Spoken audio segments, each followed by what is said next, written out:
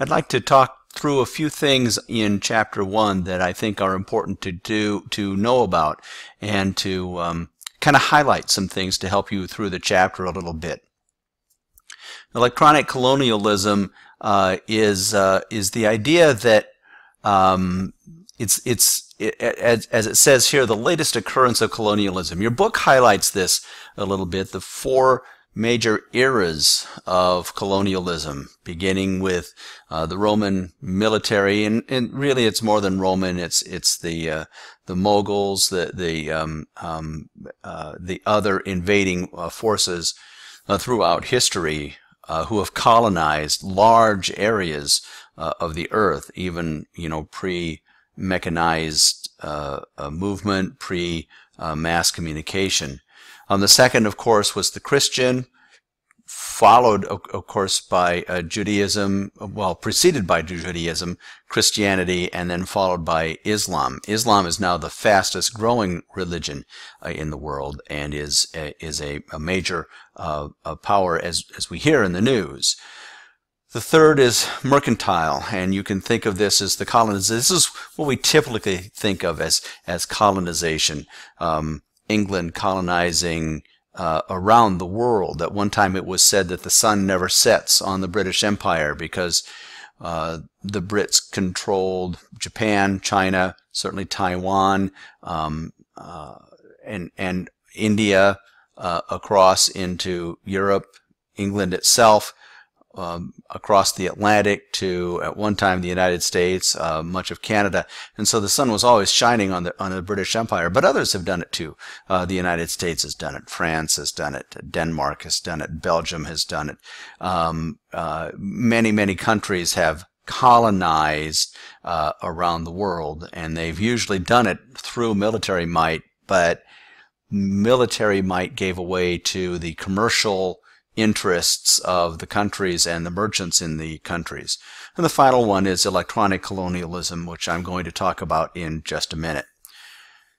On page 16 is the definition of electronic colonialism, and I want you to take a look at that. It's a little bit bigger than what I've had here, but it is basically the ability of how you account for mass media influences in the global view of media messages and media culture. Whatever country controls the message has the ability, the potential ability, and those are two qualifying words, I realize, potential, and the potential ability to control a culture. Whether that is malicious or not, whether we set out to do that or not, is a question open to debate. There's a lot of cynics and a lot of critics in the world who would say, we do tend to do that. At one time, the television program Baywatched was the most widely watched television program in the world. Believe it or not, it wasn't here, but it translated across many countries around the world. And was it Baywatch's intent to, create American culture out of countries in Africa or Asia? I would hesitate to say that was the producer's intent. I think the producer's intent was to make money on it. And you don't necessarily have to change culture. But of course it is a residual potential effect of that. So the culture that controls the global media, the cultures that control global media, have the potential to control change. Not everybody buys into this. There are those who say, well, that's not exactly true. And there are instances where you can find support for that. And there are instances where global media messages seem to not have had much change, much effect. Oman is sort of one of those countries. It has seemed to resist much of the change that global media messages might have brought about, and yet when you get there, you will see that they have adopted Pizza Hut, McDonald's, those kinds of things, which is a form of mercantile colonialism, certainly. But, what are those media messages? One of the most striking things I found when I got to Oman, the very first day that we were walking around 3.5 years ago, almost 4 years ago now, was an ad for Pizza Hut. And the people in that ad were white. They were not Arab. They looked very, very American in the ad. And you can take that right away and say, wow, what an example of colonialism. The second theory mentioned in this chapter is world system theory. And again, we're running into some controversy here because it is a class system of breaking up the world. The core nations, the semi-peripheral nations, and the peripheral nations. And you can read about those in the book, but basically this has everything to do with, again, who controls the message, because you can break that down. Who controls the message? Well, that is the means of production. Who has the equipment, the talent, and the money to make the production, the movie, the television program, the album, whatever it might be? Who owns the means of reception? Who owns the receivers, the computers, the television sets, the radio receivers, the movie screens? And I don't mean who owns them specifically, but who owns the means of manufacture. You're going to come back to a core nation that does that. Who creates the message? Those are largely created in the core nations, with some budding exceptions these days. And who controls the revenue? Who controls not only the revenue to make the programs, as I alluded to in the first point, who owns the production, not only who owns the money, who can get their hands on the money to make the programs, usually in wealthier countries, but also who controls the revenue that comes back.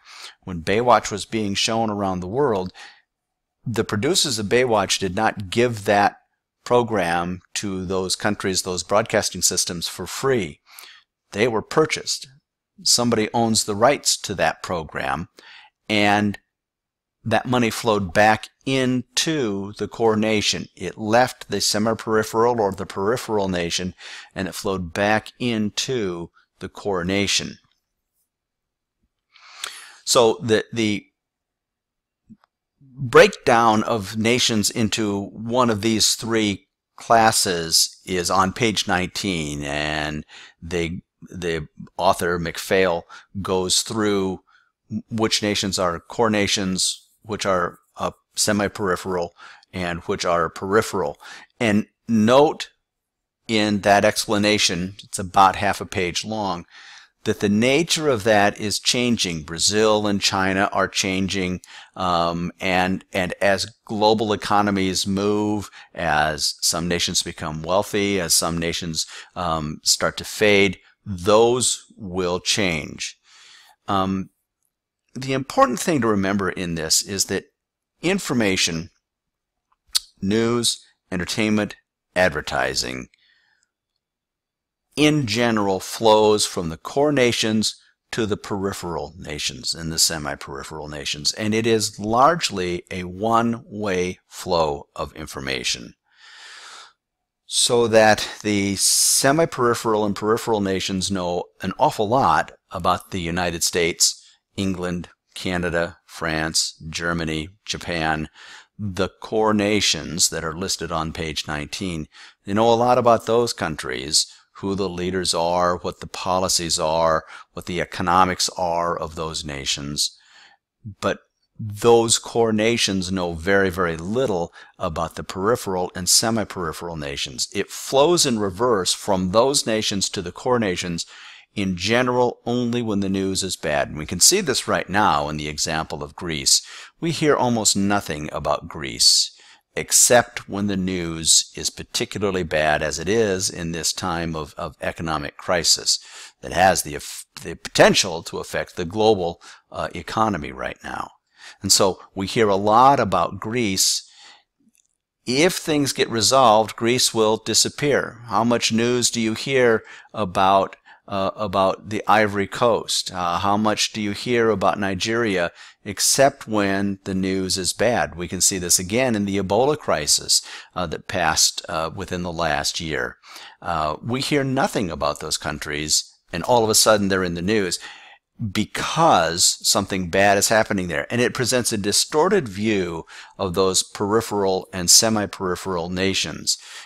It presents a worldview that only bad things are going on there, that they're tremendously underdeveloped, that there is, enormous famine, that there are, economic corruption cases there.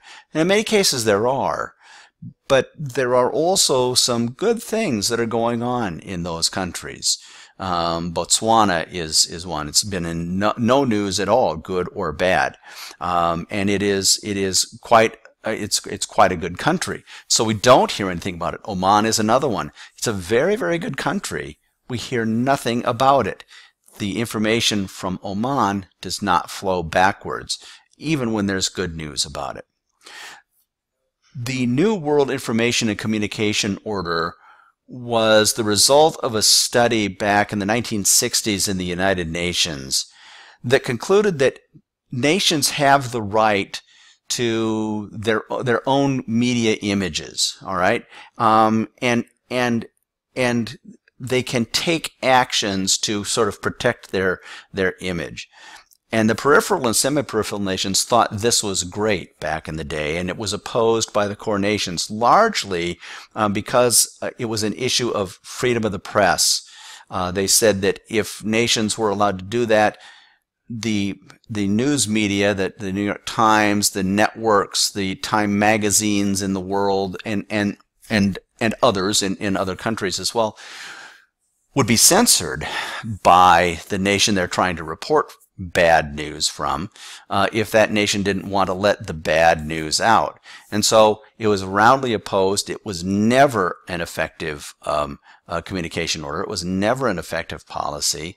And to this day, it is still debated, still opposed by the developed nations.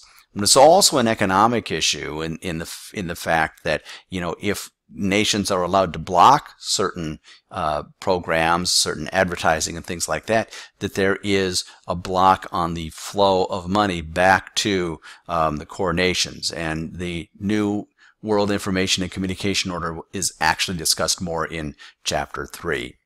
So that's the basics of Chapter 1. There's a lot more in that chapter, but I wanted to highlight the things that I thought you should look at and pay particular attention to. Thanks.